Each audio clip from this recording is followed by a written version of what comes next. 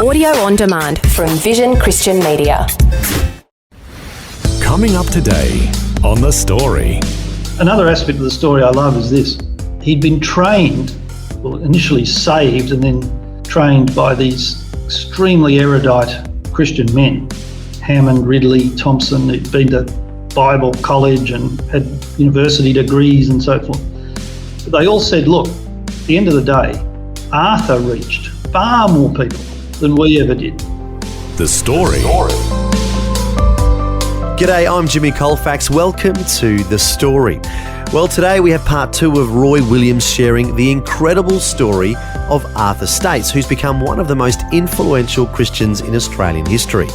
This is quite remarkable because he mainly became famous for doing one thing, which was writing the word eternity in chalk on the streets of Sydney for over 30 years. But as we'll hear today, God used this humble man to impact possibly more lives than anyone else for the sake of Christianity in Australia. And it all began when Arthur heard a sermon by John Ridley called Echoes of Eternity. Where will you spend eternity? Turn and believe this very hour. But at the end of the sermon, Ridley announced in this incredible old-fashioned voice, which you don't hear anymore, half Australian, half English, I wish that I could sound or shout this word to the streets of Sydney. Now, Arthur took up the challenge. He came out of the church that night, happened to have a stick of chalk in his pocket for some reason or other that no one quite knows why. And he knelt down on the pavement and wrote the word eternity on the corner, Burton Street, Darlinghurst. And that was his first time. Mm-hmm. And he looked at it and, gee, that looks pretty good. It was in his copper plate handwriting. I believe he learned at Goulburn Public School. Mm-hmm. And he was inspired. He was inspired that night. Well, that's what I'm going to do. I am going to get that word, that message across to the people of Sydney. And from that day forward, every day, the rest of his life, more or less, he went out, usually in the morning, anonymously, writing that word on the streets of Sydney. By the end of his life, he'd covered every suburb in Sydney and many country towns in New South Wales. And eventually it became noticed. So he did that for 35 years. Yeah, I'm just wondering about the impact.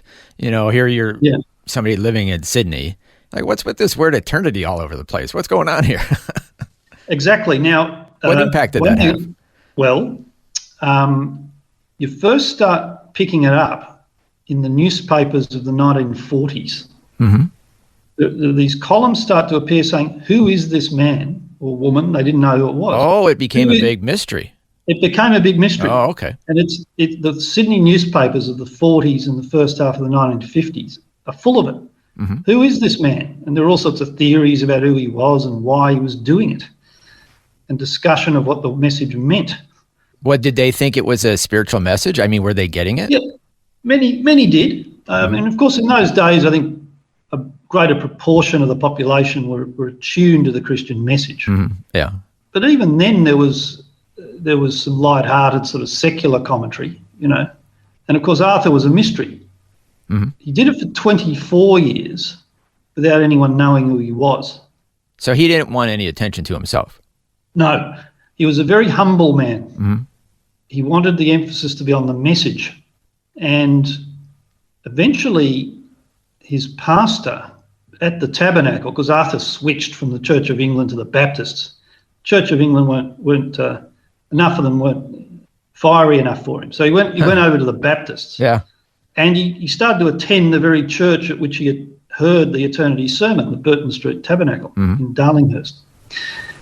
Anyway, a new pastor came along in the early 50s, a man by the name of Lyle Thompson. He's sort of the third Christian hero of the story. So you've got, apart from Arthur himself, you've got Hammond, you've got Ridley, and the third is Thompson.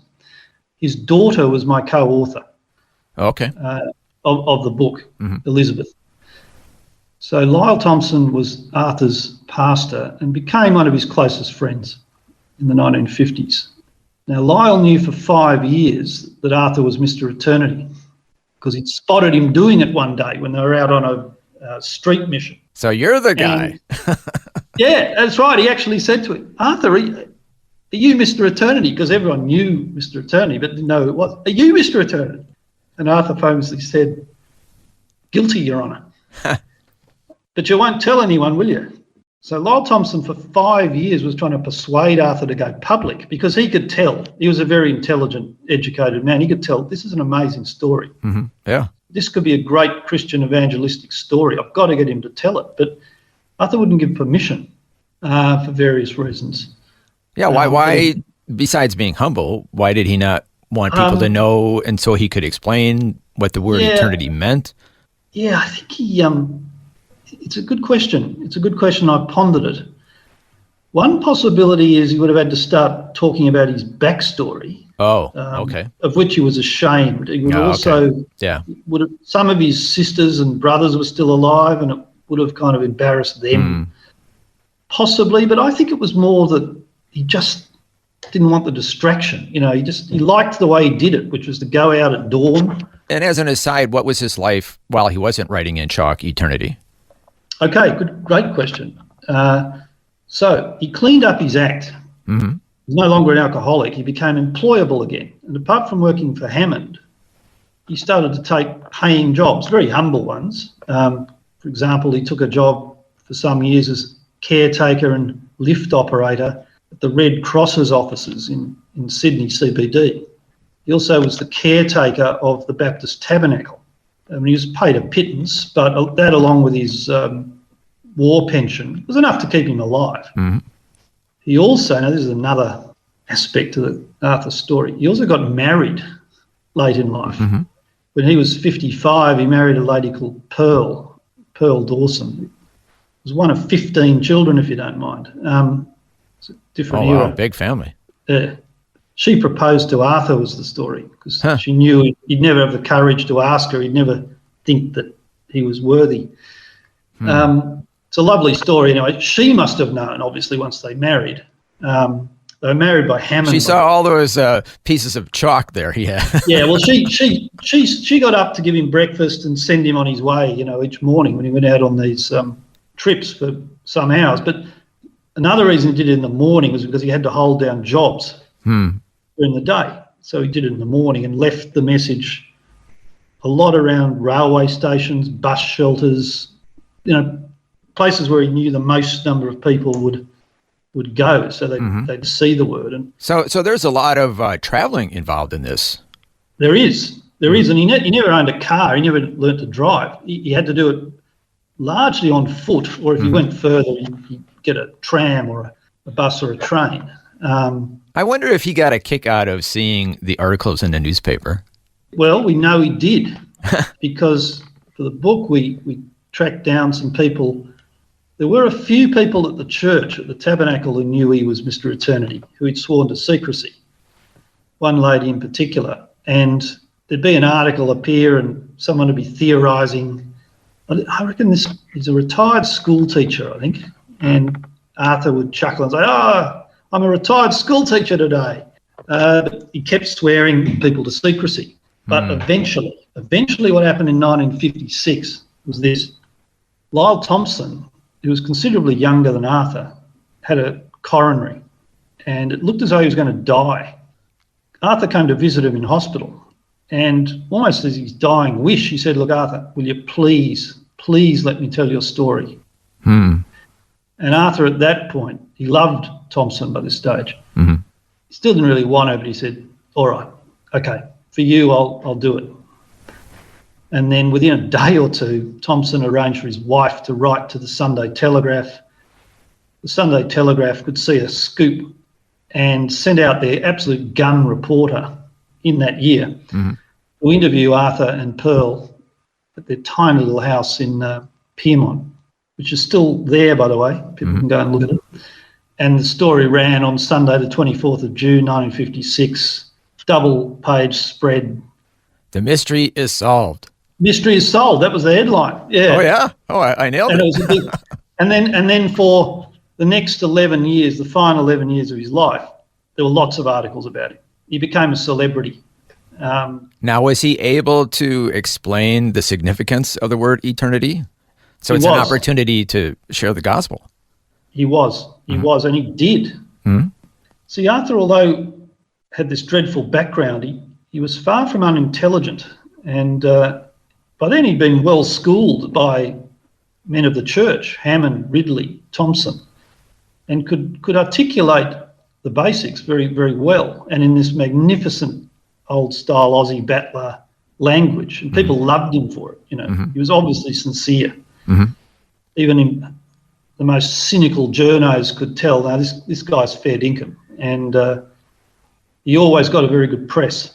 And there's one surviving radio interview that he did right near the end of his life, in 1964, which you can listen to online, where Arthur's interviewed and he's asked, why do you do it? Why have you done this for 30 years or so? And Arthur says, well, I believe we're on this earth to either be a help or a hindrance. And for me, letting people know that there's an eternity to face is a wonderful thing to do. Because you've got to face it. That was Ridley's line in the sermon. You've got to face it sooner or later. And how are you going to spend eternity? Mr. Stace, how long ago did you start doing this? About 20 years ago. And what started you off? I was listening to a man one day in Burton Street Baptist Church, a man called John Ridley, the Australian evangelist, and he was preaching on eternity. And he said these words, eternity, where would you spend eternity? And he said, the Lord laid it on my heart there and then to go out and write eternity. I went straight out, I've been writing for 20 years. That's Arthur Stace being interviewed in 1964 and sharing why he began writing the word eternity on the streets of Sydney. We'll have more of Roy Williams sharing Arthur's story and about Arthur's tremendous legacy when we return right here on The Story. The Story. If this program has highlighted something you'd like prayer for, we'd love to pray for you. Call 1-800-PRAY-FOR-ME. That's 1-800-772-936. It's a free call. Or text 0401 132 888.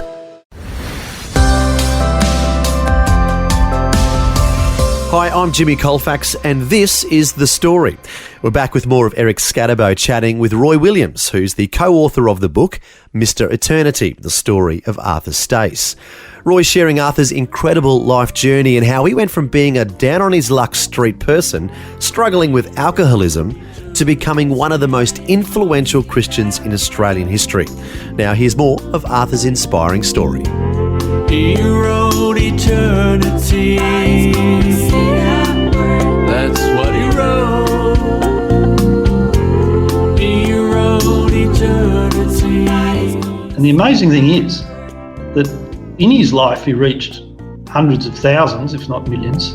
But after his death, he literally reached billions, because that message on the Harbour Bridge at the millennium, that went around the world. Yeah. Because Sydney was the focus, because we were the first big city in the world. Yeah. Yep, I remember that. The millennium. Yeah. So that message was seen by billions around the world, including by a lot of Australians overseas, big name Australians overseas, who were incredibly impressed, and it snowballed from there. Yeah, can we just focus on the Sydney Harbour Bridge story? What's the story behind the word being on the bridge for the New Year's Eve celebration? Well, got to go back to about 1990. In 1990, the eternity story was revived. So after Arthur's death, there was a flurry of interest, but then it kind of... Well, when did he die? 1967. Mm-hmm. The story kind of went a bit on the back burner in the 70s and 80s. Mm-hmm. But in 1990, the artist Martin Sharp, great Australian artist, started using it. Well, he started using it earlier, but in 1990, he did this painting, which was used commercially, just of the word eternity, a stylized version of Arthur's word, for a merchandise man by the name of Remo. He owned a store in Darlinghurst in Sydney, and started to produce T-shirts and other products with Arthur's eternity on it, in the Martin Sharp style. And it became a huge success. I remember this when I was much younger back in those days, everyone had an eternity T-shirt. Really? I mean, even non-Christians? Yes. Became the trendy thing to do. So the Arthur story became known to a whole new generation of Australians, including a lot of movers and shakers in the arts and cultural scene.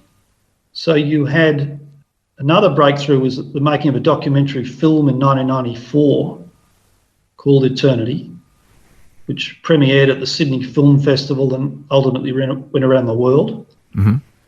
And you had Arthur's theme picked up in a succession of cultural settings, poems, songs, and the like. So by the late 90s, in the lead up to the millennium, it was back in this. It was part of the zeitgeist again. Yeah, it was cool. It was cool. It was cool. Now the story is the big celebrations. The guy in charge, a man named Ignatius Jones, was one of the senior men in charge of the putting the celebrations together. And he tells the story that one day they were brainstorming, what are we going to put on the bridge? We've got the fireworks, but we should put some sort of message on the bridge. What are we going to do? According to Ignatius Jones, some 16-year-old work experience student said, well, what about eternity? Huh. And Ignatius Jones is this absolute icon of Australian music and culture. Just hold that thought for a second. That's not a bad idea. And eventually the 16-year-old. And we don't know who he is or she. Is that right? We don't. We put out an appeal. If you are that person, if you were that work experience student, come forward. So Ignatius can't remember his or her name. Anyway, they took it up and everyone loved it. Everyone in Australia loved it. And as I said, at least a couple of billion people around the world saw it. And since then, the legend's been exposed to an even wider range of people in both Christian and secular circles, and the word's been picked up in virtually any context you can name.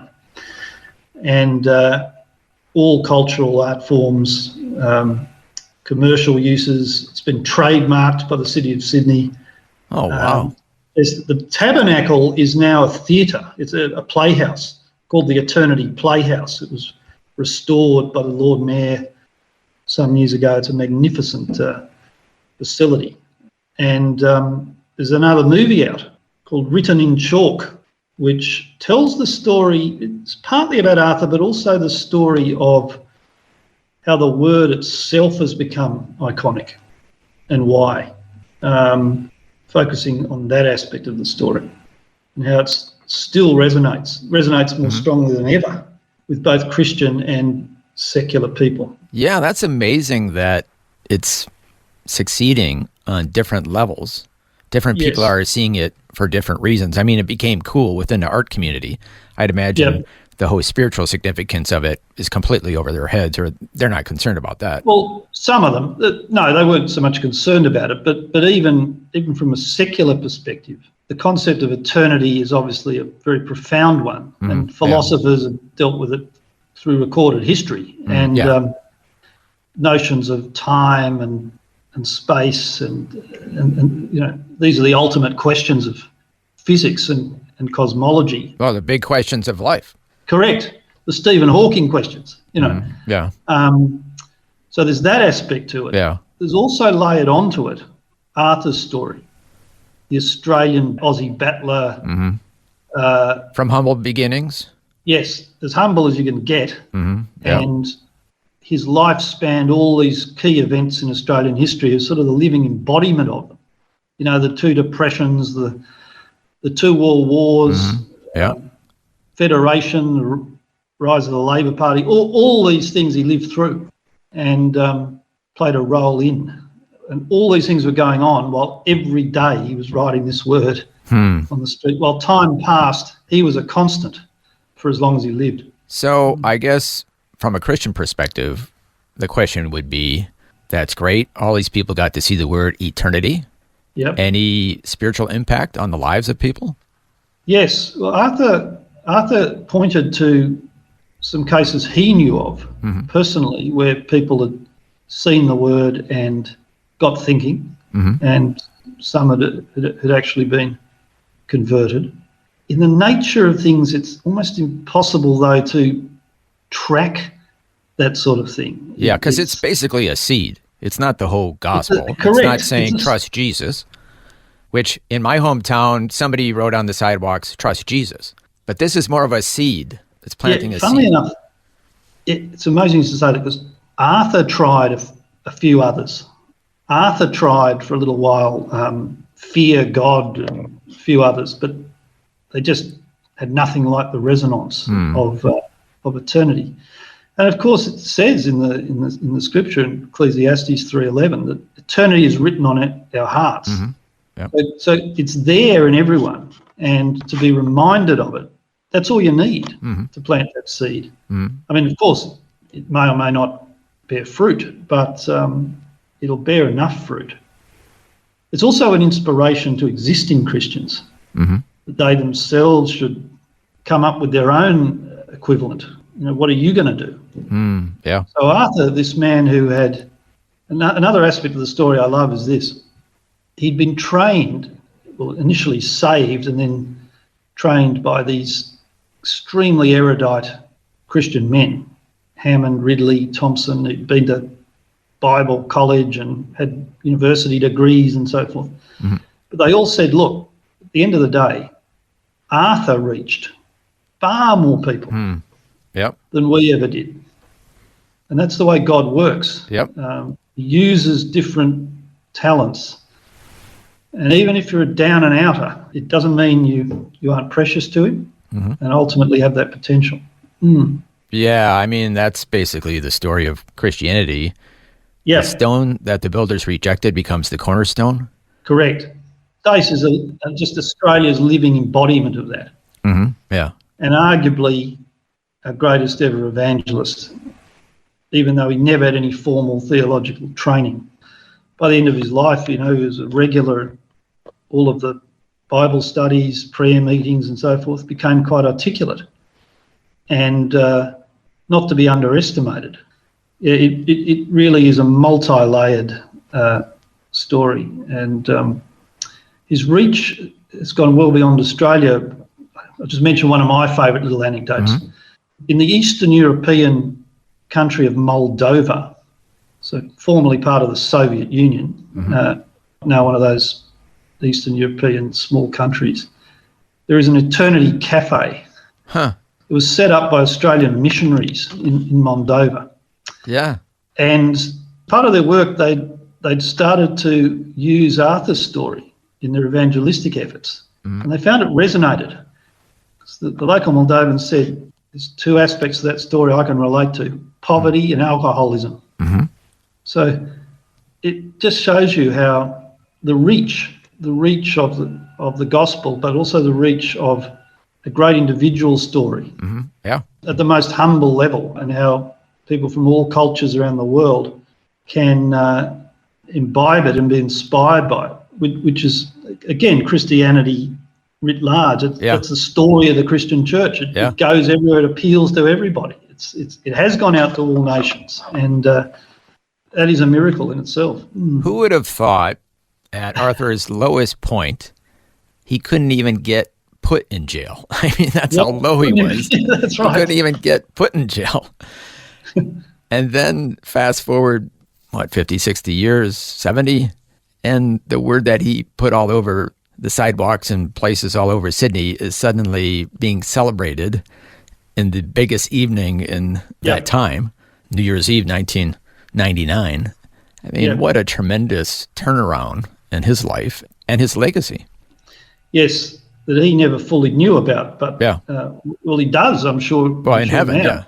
Yeah, but not while on this earth. But he died a happy man. In fact, the story of his death is lovely too. He lived out his last year or two in a nursing home at Hammondville. So that's a suburb that was actually formed by Hammond, by Robert Hammond in the 1930s. And Hammond Care, the great provider of services, is named after him. Anyway, Arthur died out at Hammondville, and all the people who visited him said, he was calm, he was ready. He used to make jokes about it. I won't be leaving here under my own steam, but that's fine. I can still get a few eternities in. And he just, right in the last weeks of his life, he wasn't well, but he stumbled down to the nearest railway station and write a few more. Wow! Right to the end. Right to the end, until he literally couldn't walk. Yeah. And he also spoke to the men out there, got them along to meetings. He was a true soldier to the end. Roy Williams, thank you so much for sharing that fascinating story of Arthur Stace. It's remarkable. Thank you so much for sharing it with us today. Thank you, Eric. My pleasure. He knew tomorrow could be too late. Well, what an incredible story, and to think Arthur Stace's legacy is still continuing today. There's now a documentary called Written in Chalk, The Echo of Arthur Stace, and it features many prominent Australians like Eddie Maguire and others talking about the impact Arthur and the word eternity has had and continues to have on society. To find out more about that documentary, you can go to the website writteninChalk.com. Once again, that's writteninChalk.com. Also, to learn more about Arthur from a Christian perspective, you can read the book Mr. Eternity, The Story of Arthur Stace. It was co-authored by our guest today, Roy Williams. You can find out about that book at the website mreternity.com. That's mreternity.com. Well, thanks so much for joining us for part 2 of the story of Arthur Stace. I really do hope you enjoyed it. Until next time, I'm Jimmy Colefax, encouraging you to share your story with someone today. He wrote eternity. That's what he wrote. He wrote eternity. The story. Just another way Vision is helping you look to God daily. Thanks for taking time to listen to this audio on demand from Vision Christian Media. To find out more about us, go to vision.org.au.